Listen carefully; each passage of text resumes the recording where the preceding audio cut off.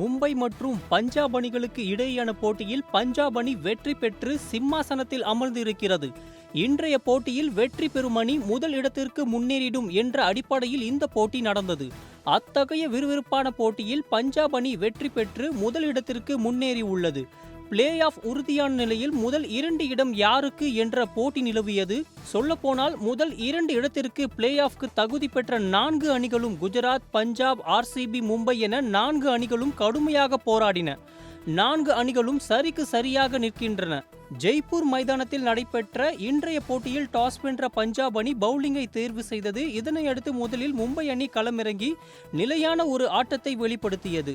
சூரியகுமார் யாதவ் சிறப்பாக விளையாடி அரை சதம் விளாசினார். 20 ஓவர்கள் முடிவில் 7 விக்கெட் இழப்புக்கு 184 ரன்களை மும்பை அணி எடுத்தது. 185 என்ற இலக்கை நோக்கி களமிறங்கிய பஞ்சாப் அணி சிறப்பாக செயல்பட்டது. தேவைப்படும் ரெக்வயர்ட் ரன் ரேட்டுக்கு ஏற்ப விளையாடியது.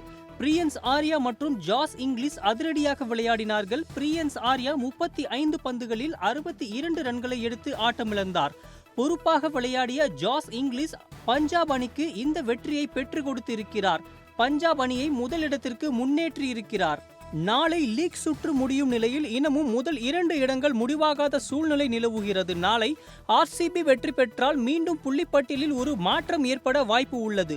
ஆர்சிபி அணியும் முதல் 2 இடத்திற்கு வருவதற்கு போராடும். அதில் எந்தவிதமான மாற்று கருத்தும் இல்லை. மும்பை ஜிடி அணிகள் இதுவரை கோப்பையை வென்றுள்ளது ஐபிஎல் வரலாற்றில். ஆனால் ஆர்சிபி மற்றும் பஞ்சாப் அணிகள் இதுவரை ஒருமுறை கூட கோப்பையை வென்றதில்லை. எனவே இந்த இரு அணிகள் மீது ரசிகர்கள் எதிர்பார்ப்பு அதிகமாக உள்ளது. குஜராத் மற்றும் பஞ்சாப் ஒரே வெற்றியில் இருந்தாலும் கூட ஒரு நோ ரிசல்ட் புள்ளி இருப்பதால் பஞ்சாப் முதலிடத்திற்கு முன்னேறியது. நாளை ஆர்சிபி வெற்றி பெற்றால் பெங்களூரு அணி முதல் 2 இடத்திற்கு சென்றுவிடும். தோற்றால் எலிமினேட்டர் விளையாட வேண்டிய சூழ்நிலை ஏற்படும்.